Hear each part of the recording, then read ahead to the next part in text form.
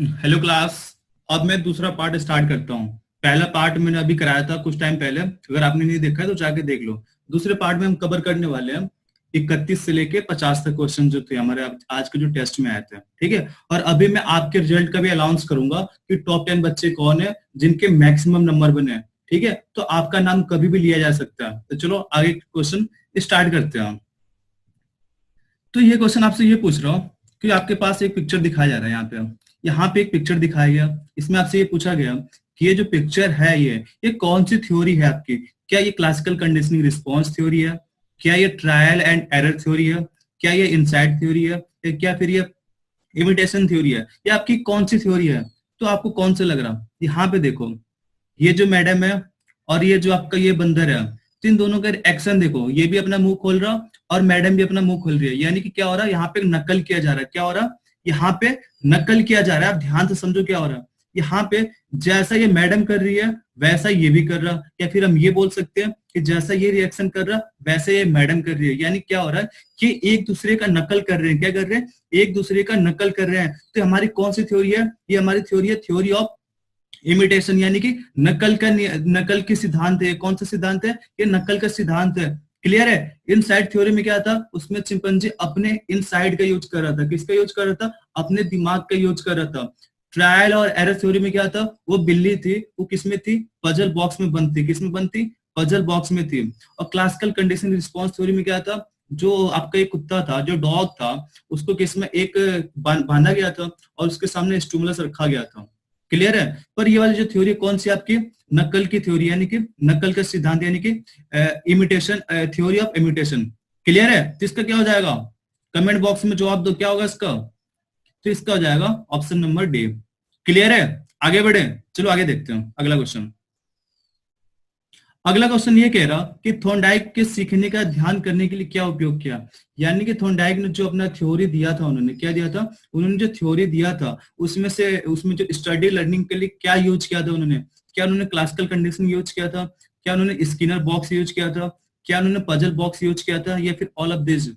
तो जो आपके वो थे थॉर्नडाइक साहब थे, उन्होंने कौन सी थ्योरी दी थी, ट्रायल एंड एरर थ्योरी। किस पर रिसर्च किया था, बिल्ली पे किया था। अब बिल्ली को कहाँ रखा था, पजल बॉक्स में। किस में रखा था, केज में रखा था। किस में रखा था, केज में। और केज का नाम क्या दिया था उन्होंने, पजल बॉक्स। तो इसका क्या हो जाएगा, कमेंट बॉक्स में जवाब दो जल्दी। यहाँ पे देखो, ये किसकी थ्योरी है, थॉर्नडाइक के। यहाँ पे क्या था, ये आपका जो दिख रहा है केज दिख रहा है, यानी कि इसका क्या नाम दिया था उन्होंने, पजल बॉक्स। क्लियर है। इसका क्या हो जाएगा, ऑप्शन नंबर बी, सी सॉरी, क्या हो जाएगा, ऑप्शन नंबर सी। क्लियर है। यहां तक किसी को डाउट।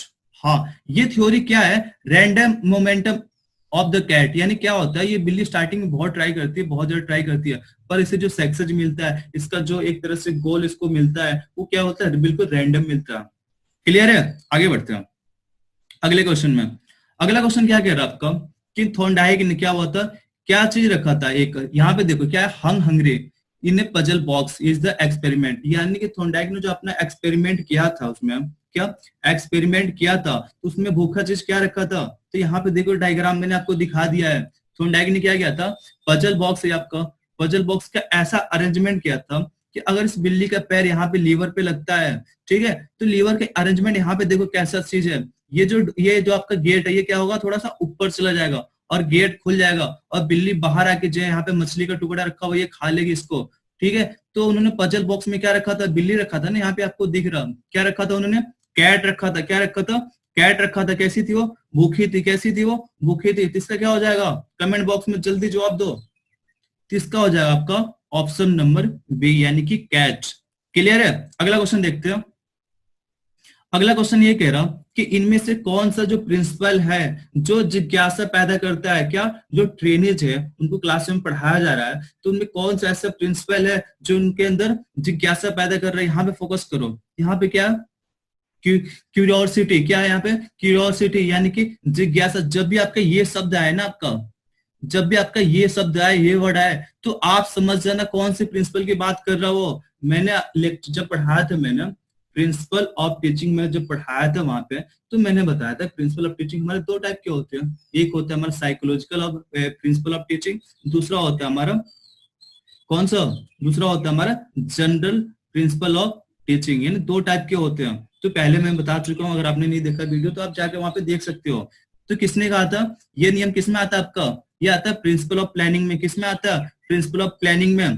क्लियर है, इसमें दो चीज पे फोकस किया गया। इसमें ये कि जब तक बच्चों का पर्पस नहीं बताओगे, आप वहां चीज नहीं रखोगे, तो बच्चों के अंदर जिज्ञासा नहीं आएगा, उत्साह उनके अंदर नहीं आएगा, जिज्ञासा नहीं आएगा, तो आपके किस में करना है, प्लानिंग में होता है। प्लानिंग में एक चीज पर और फोकस किया जाता है, किस पे, टाइम ड्यूरेशन पे। किस पे, टाइम ड्यूरेशन पे, यानी कि आप कब, किस टाइम पे आप क्या चीज करोगे, यानी प्रिपरेशन कब करोगे आप, प्रेजेंटेशन कब दोगे, टेस्ट कब लोगे, और फिर आपका एप्लीकेशन कौन से टाइम होगा। यानी कि आप एक तरह से टाइम ड्यूरेशन पर भी फोकस करोगे, और ये देखोगे कि बच्चों के पर्पस क्या बताऊं कि बच्चे एक तरह से फोकस करें।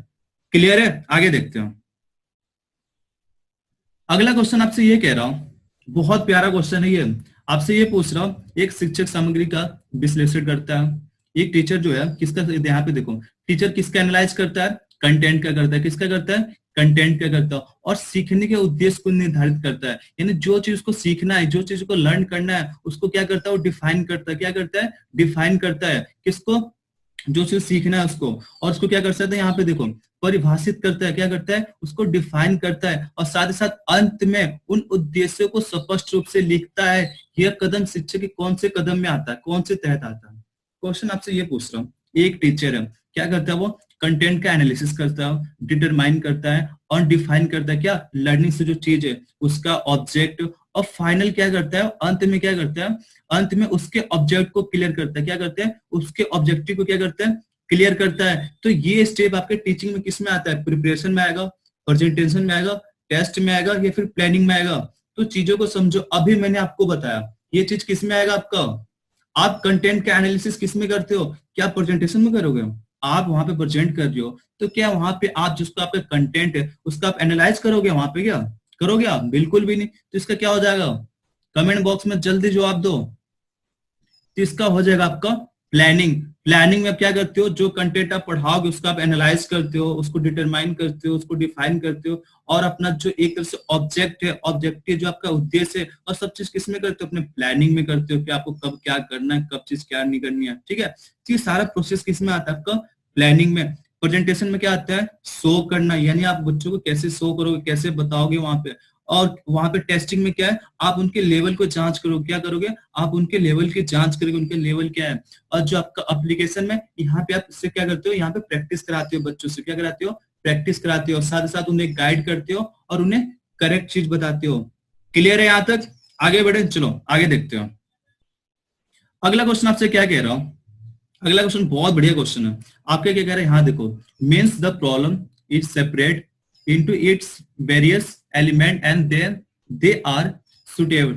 यानी क्या मतलब कह रहा है कि क्वेश्चन आपसे ये कह रहा है कि आपके पास प्रॉब्लम है, आपके क्या है, प्रॉब्लम है। आप तो प्रॉब्लम के क्या करते हो, सबसे पहले आप सेपरेट करते हो। क्या करते हो, सेपरेट करते हो, यानी कि आप अपनी प्रॉब्लम को अलग कर देते हो। क्या करते हो, आप अपने एलिमेंटों में, किसमें, आपके वेरियस एलिमेंट में क्या करते हो, उसको सेपरेट कर देते हो। क्या करते हो, उसको अलग कर देते हो। अलग करके फिर उसका क्या करते हो, स्टडी करते हो। क्या करते हो, उसका आप स्टडी करते हो। यहाँ पे देखो, आपके पास प्रॉब्लम है, आपने क्या किया, इसको सेपरेट कर दिया। सेपरेट किसमें किया आपने, वेरियस एलिमेंट में, यानी कि आपने अलग अलग एलिमेंट में किया। और लास्ट में क्या किया आपने, आपने उसका क्या किया, स्टडी किया। क्या किया आपने, एक तरह से उसका स्टडी किया, यानी कि आपने उसका अध्ययन किया।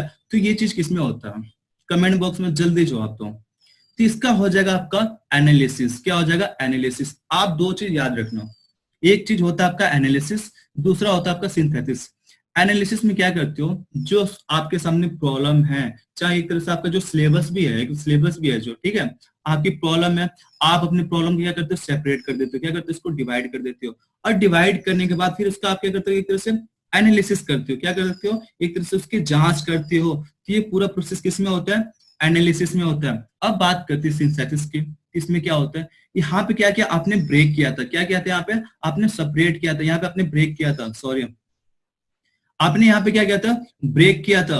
पर ब्रेक करने के बाद आपने क्या किया था, उन एलिमेंट को आपने अलग अलग रखा था, आपने सीक्वेंस में नहीं रखा था। वहां पे आपने जो आपके जो एलिमेंट है, आपने उसको तोड़ दिया, डिवाइड किया और एनालिसिस कर लिया, पर आपने उसका सीक्वेंस अरेंज नहीं किया। आप सीक्वेंस अरेंज किस में करोगे, सिंथेसिस में करोगे। इसमें क्या करोगे, जो चीज आपने यहाँ पे तोड़ा था, आप वहां पे क्या करोगे, जोड़ोगे। और जोड़ने के साथ आपको एक चीज ध्यान रखना है, आप बिल्कुल सीक्वेंस में रखोगे।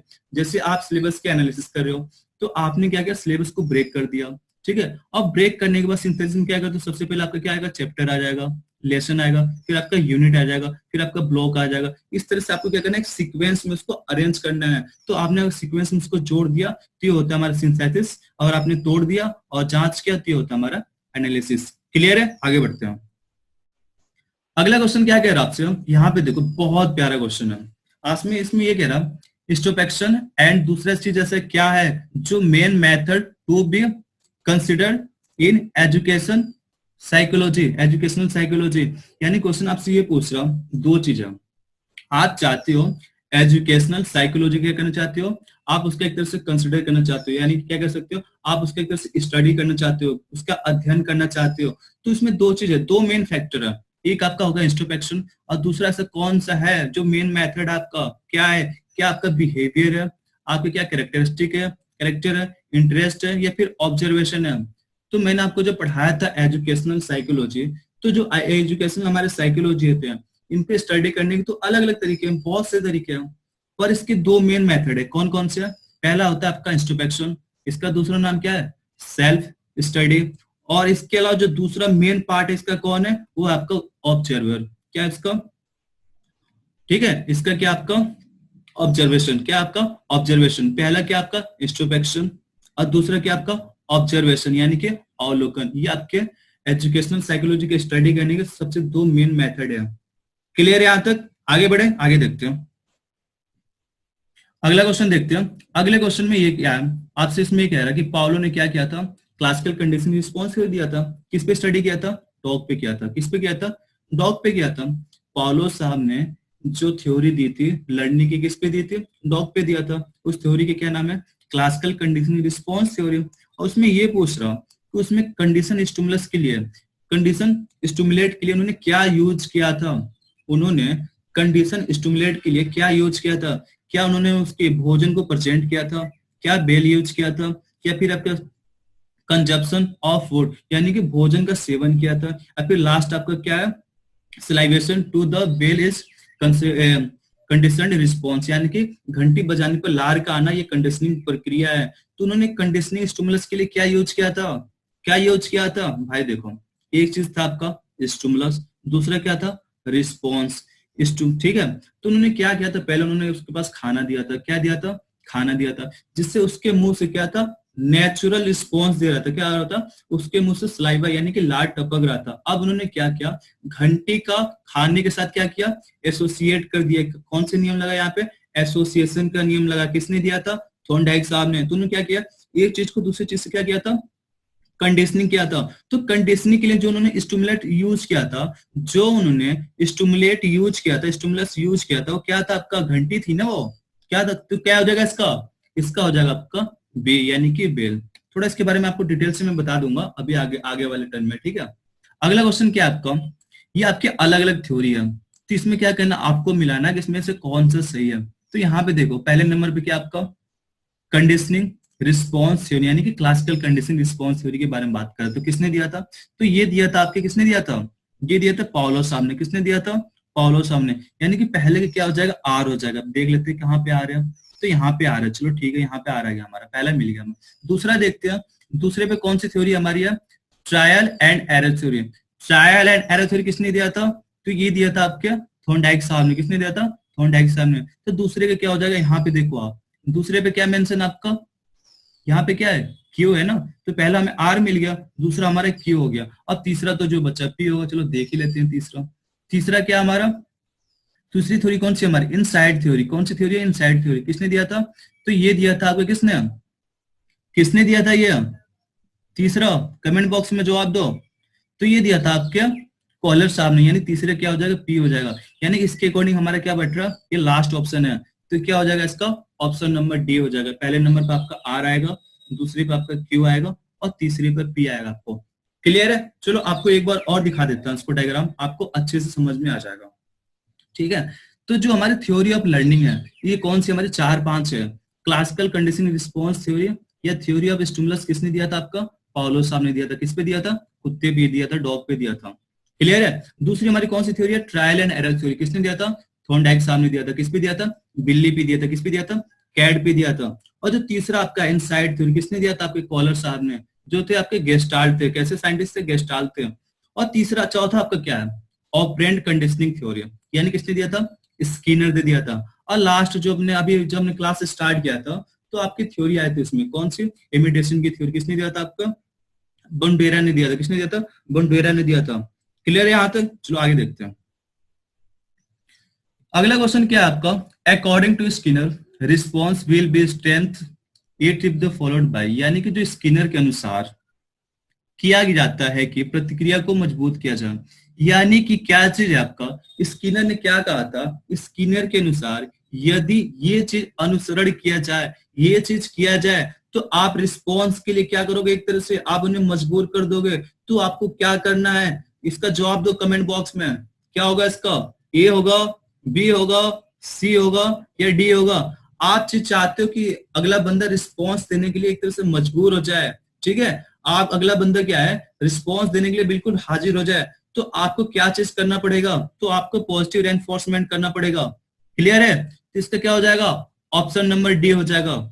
क्लियर है? कमेंट बॉक्स में जवाब देते रहो और चैनल को लाइक और सब्सक्राइब भी करते रहो। अभी मैं आपको रिजल्ट के आपके नाम भी बताने वाला हूं। अगला क्वेश्चन है, यहाँ पे देखो, dash dash and response are interrelated in interconnection with each other, यानी आपसे ये पूछ रहा कि आपका ये चीज है, चार ऑप्शन है, इसमें से क्या चीज है जो रिस्पॉन्स के साथ क्या एक तरह से जुड़ा हुआ, कैसा है? एक दूसरे के साथ जुड़ा हुआ, कनेक्टेड है। तो क्या चीज है? क्या वो लर्निंग है? क्या आपका स्टिमुलस है? क्या आपका नॉलेज है? या फिर आपका नोइंग है? क्या चीज है? तो मैंने आपको दो चीज बताया था। जब आपके सामने दो चीज है, एक आपका रिस्पॉन्स हो गया, दूसरा स्टिमुलस, तभी आप ये चीज आपका हमेशा एक दूसरे से कनेक्टेड होते हैं, हमेशा कनेक्टेड होते हैं। तो इसका क्या हो जाएगा? आपका ऑप्शन नंबर बी हो जाएगा। क्या हो जाएगा? स्टिमुलस। मैं आपको थोड़ा सा इसके बारे में डिटेल से बता देता हूँ। जो आपकी ट्रायल और एरर थ्योरी है, जिसने दिया था? थॉर्नडाइक ने दिया था। किस पे दिया था? बिल्ली पे दिया था। उन्होंने ये कहा था कि अगर आपके सामने स्टिमुलस है, यहाँ पे देखो, उन्होंने किस पे फोकस किया था? उन्होंने फोकस किया था स्टिमुलस पे। उसमें स्टिमुलस क्या था? उसमें मछली का टुकड़ा था। बिल्ली ने उस पर फोकस किया था। किस पे? स्टिमुलस पे। तभी तो उसको पाने के लिए एफर्ट कर रही थी वो, तभी तो एफर्ट कर रही थी। अगर मैं एग्जाम बेस के बारे में बात करूं, तो अभी आपका सीआईटीएस के पेपर है, तो सीआईटीएस क्या आपका स्टिमुलस है? क्या है? स्टिमुलस है। तो आप चाहते हो अच्छे नंबर से प्राप्त करो, तो आपको रिस्पॉन्स करना पड़ेगा, आपको एफर्ट करना पड़ेगा। तो जो ट्रायल और एरर थ्योरी है, उसने किस पे फोकस किया था? स्टिमुलस पे। स्टिमुलस अगर आपके सामने है तो आप रिस्पॉन्स करोगे। पर जो आपका स्किनर का थ्योरी है, कौन सा? ऑपरेंट कंडीशनिंग थ्योरी, उसने फोकस किया था रिस्पॉन्स पे। तो इसलिए तो हम ट्रायल और एरर थ्योरी किस नाम से जानते हैं? स्टिमुलस रिस्पॉन्स है। क्यों? उन्होंने फोकस किया था स्टिमुलस पे। जबकि हमारा जो ऑपरेंट कंडीशनिंग थ्योरी किसने दिया था? स्किनर ने। किस पे दिया था? चूहे पे दिया था, रैट पे दिया था। उन्होंने फोकस किया था किस पे? रिस्पॉन्स पे। किस पे फोकस किया था? रिस्पॉन्स पे। एक छोटा लड़का, उससे पता ही नहीं है कि कितने नंबर पास होते हैं, कितने नंबर फेल होते हैं, पर एक टीचर क्या करता है? उसको वेरी गुड देता है, उसको बार बार करता है, यानी कि एक तरह से क्या कर रहा है? रिस्पॉन्स दे रहा।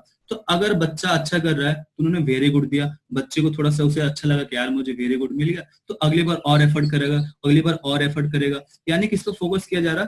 रिस्पॉन्स पे फोकस किया रहा। तो जो आपका ऑपरेंट कंडीशनिंग थ्योरी, उसने किसने फोकस किया था? रिस्पॉन्स पे। तो इसलिए हम उसको रिस्पॉन्स स्टिमुलस थ्योरी कहते हैं, यानी कि आरएस थ्योरी कहते हैं। क्लियर है? ट्रायल और एरर थ्योरी फोकस किस पे था? रिस्पॉन्स पे। ऑपरेंट कंडीशनिंग का फोकस किस पे था? आपका रिस्पॉन्स पे। क्लियर है? आगे बढ़ते हैं। अगला क्वेश्चन ये है कि आप क्या करते हो? किसी भी मैसेज को, किसी भी इंफॉर्मेशन को क्या करते हो? आप अपने माइंड में स्टोर कर लेते हो। क्या करते हो? आप अपने माइंड में स्टोर कर लेते हो। पर उस मैसेज को जब आपके रिक्वायरमेंट होता है, जब आपको नीड होता है, तो आप क्या करते हो? उस स्टिमुलस को, रिस्पॉन्स को आप एक तरह से कॉल करते हो। क्या करते हो? कॉल करते हो। तो कॉल करने का जो प्रोसेस है, उसको आप क्या कहोगे? क्या उसको एबिलिटी कहोगे? क्या आप उसको इमेजिनेशन करोगे? क्या उसको रिटेंशन कहोगे? या फिर रिकॉग्निशन? तो मैंने बताया था आपके रिमेमोरी के आपके चार स्टेप होते हैं। क्या होते हैं? चार। पहला होता है हमारा रजिस्ट्रेशन, दूसरा होता है हमारा रिटेंशन, तीसरा होता है हमारा रिकॉग्निशन, और चौथा है रिकॉल। रजिस्ट्रेशन क्या करते हो? आप अपने मैसेज को माइंड में रिस्टोर करते हो। रिटेंशन में क्या करते हो? आप जो मैसेज आपने याद किया, आप उसको अपने माइंड में एक लंबे टाइम तक बना के रखते हो। आपका रिटेन, तीसरा क्या आपका रिकॉग्निशन, यानी कि आपके माइंड में तो बहुत से मैसेज है, आपको क्या रिक्वायरमेंट है आप उसको स्कैन करते हो, क्या करते हो स्कैनिंग करते हो। और चौथा होता है हमारा रिकॉल या फिर रिकॉग्निशन, आप उसमें क्या करते हो चीजों को रिप्रेजेंट करते हो। जिसमें ये कह रहा है कि आपने मैसेज को स्टोर कर लिया, अब आपके नीड है, नीड के अकॉर्डिंग क्या किया आपने, एक तरह से रिस्पॉन्स दिया यानी कॉल किया, तो हम इसको क्या कहेंगे रिकॉग्निशन कहेंगे, क्या कहेंगे रिकॉग्निशन कहेंगे। क्लियर है।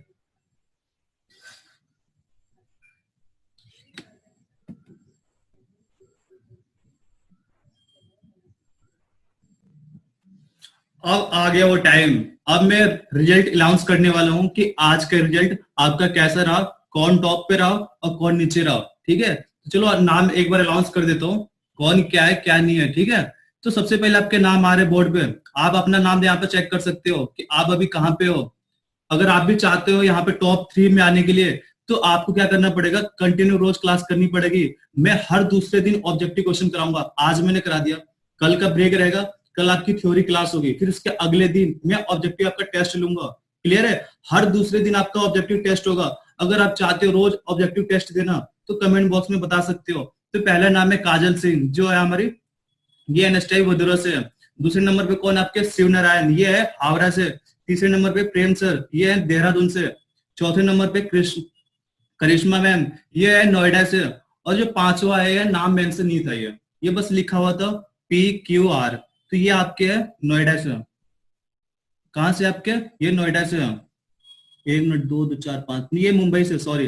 जो PQR ये कहाँ से है, ये आपके मुंबई से है। अगर हम छठा नाम देखें तो ये आपका विजेंद्र कुमार, ये आपके कानपुर से। कहां से, कानपुर से। उसके बाद नगेश्वरी, नगेश्वरी कहां से मैम, ये कानपुर से। पिंकी, पिंकी मैम कहां से, कानपुर से। राधा कुमारी ये कहां से, वडोदरा से। संध्या दीक्षित ये कहां से, नोएडा से। और जो लास्ट है आपका अंजलि जायसवाल, ये आपके मुंबई से। तो आज की ये टॉप 10 है, टॉप 11 है, इनके नाम आपके सामने है। अगर आपका इसमें नाम है तो आप कमेंट बॉक्स में मैसेज कर दो कि सर मेरा नाम इसमें है।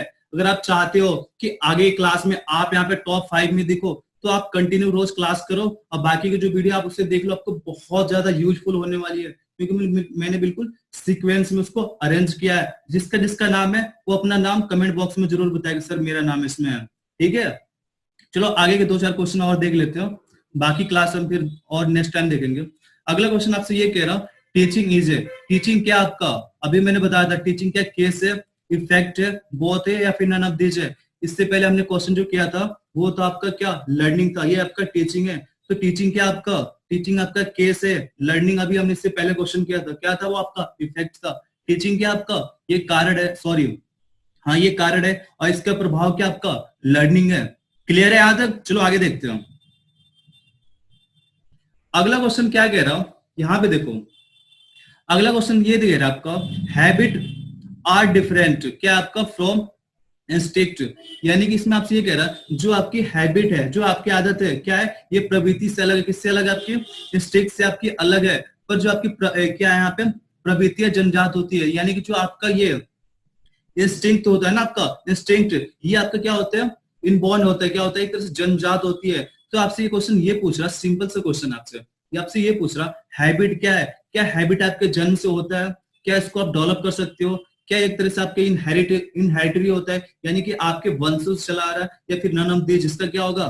तो हैबिट क्या है, अगर हम बात करें क्लासिकल कंडीशनिंग थ्योरी, तो उन्होंने किस पे फोकस किया था, आपके कंडीशनिंग पे। उन्होंने कहा था कि अगर आप कंडीशनिंग करा दोगे तो कंडीशनिंग करा के आपका जो बैड हैबिट है, ठीक है, आप उसको छोड़ सकते हो। क्या कर सकते हो, जो आपकी बैड हैबिट है आप उसको छोड़ दो, और जो आपका गुड हैबिट है आप उसको एक तरह से क्या करो, आप उस पर कमांड बना लो, और अपना हैबिट जो है आप उसको एक तरह से डेवलप करो। हैबिट भी आपके 2 है, एक आपका बैड हो गया, एक हो गया आपका गुड। तो जो आपका हैबिट बढ़िया है आप उसको अपने लाइफ में यूज करो, तो इसका क्या हो जाएगा, हम अपने हैबिट को क्या कर सकते हैं, डेवलप कर सकते हैं। क्या कर सकते हैं, डेवलप कर सकते हैं। किसका हो जाएगा आपका ऑप्शन नंबर बी।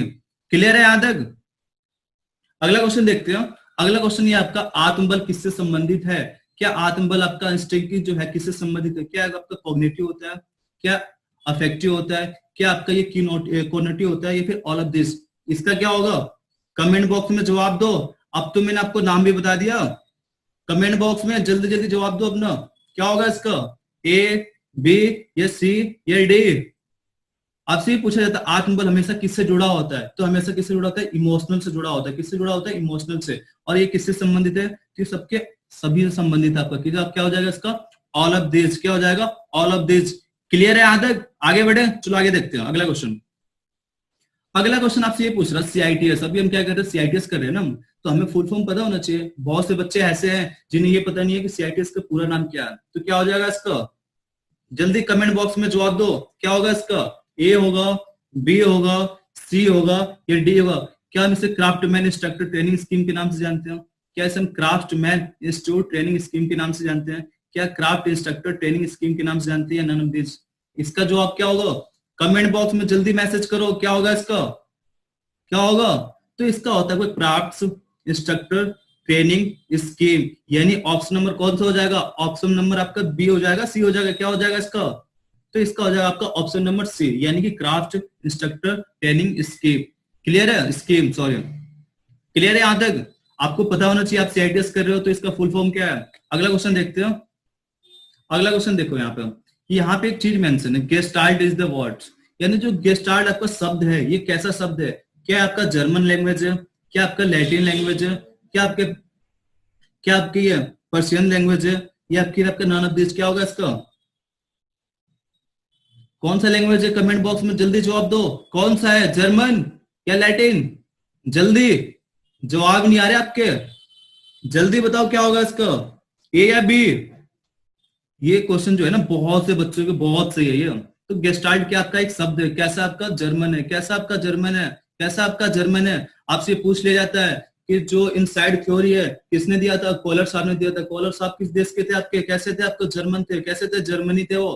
क्लियर है। तो वहां पे क्या है, जो इनसाइड थ्योरी है एक गेस्टाल्ट साइंटिस्ट ने दिया था। किसने दिया था, गेस्टाल्ट साइंटिस्ट ने। उसमें आपके 3 से 4 साइंटिस्ट थे, इसलिए उन्होंने नाम क्या दे दिया, गेस्टाल्ट दे दिया उन्होंने। क्लियर है। और एक्सपेरिमेंट किसने किया था, तो किया था आपके कॉलर साहब ने। किसने किया था, कॉलर साहब ने किया था। अगला क्वेश्चन देखते हैं।